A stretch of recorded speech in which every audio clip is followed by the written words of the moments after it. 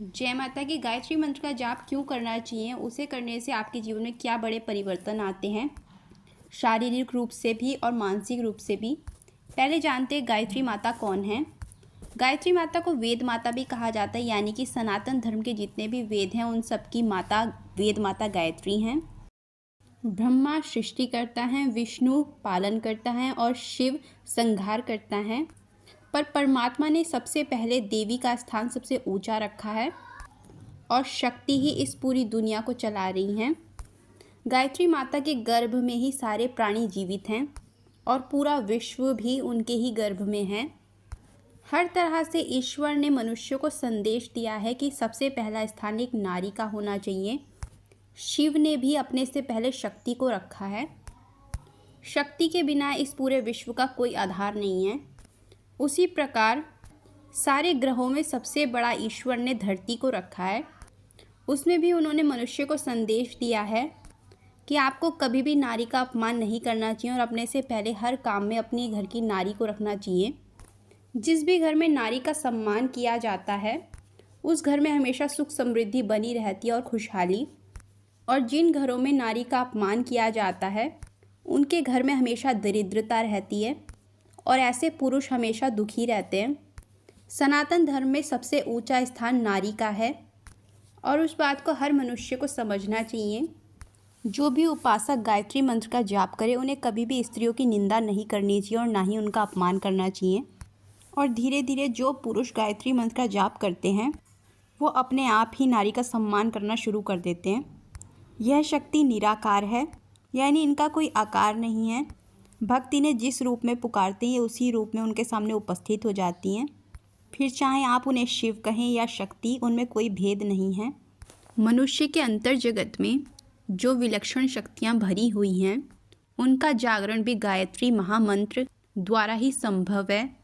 इस महामंत्र का एक एक अक्षर शक्ति बीज है।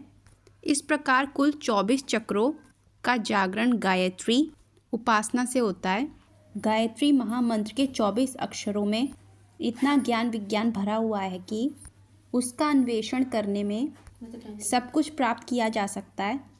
ब्रह्मा जी ने गायत्री के 4 चरणों से व्याख्या स्वरूप 4 मुखों का वर्णन किया है, 4 वेदों का। गायत्री मंत्र का जाप कुश के आसन पर ही बैठकर करना चाहिए और मुंह पूर्व या पश्चिम दिशा की ओर करना चाहिए। गायत्री मंत्र का जाप करने से मानसिक तनाव खत्म होता है और जिस भी चीज़ में आप लोग जीत चाहते हो उस चीज़ में आपको जीत मिलती है। जो भी मनोकामनाएं होती हैं वो पूर्ण होती हैं। गायत्री मंत्र का जाप शुद्ध मन से करना चाहिए। किसी का बुरा करने के विचार से कभी किसी भी मंत्र का उच्चारण नहीं करना चाहिए, वरना उसका फल नहीं मिलता है। गायत्री मंत्र के जाप से ज्ञान विज्ञान की प्राप्ति होती है और मनुष्य की बुद्धि भी तेज होती है। गायत्री माता से ही चारों वेदों की उत्पत्ति हुई है। सभी धार्मिक अनुष्ठान गायत्री मंत्र के बिना अधूरे होते हैं। गायत्री माता के 5 मुख और 10 हाथ होते हैं। गायत्री माता काली, लक्ष्मी और सरस्वती का प्रतिनिधित्व करती हैं।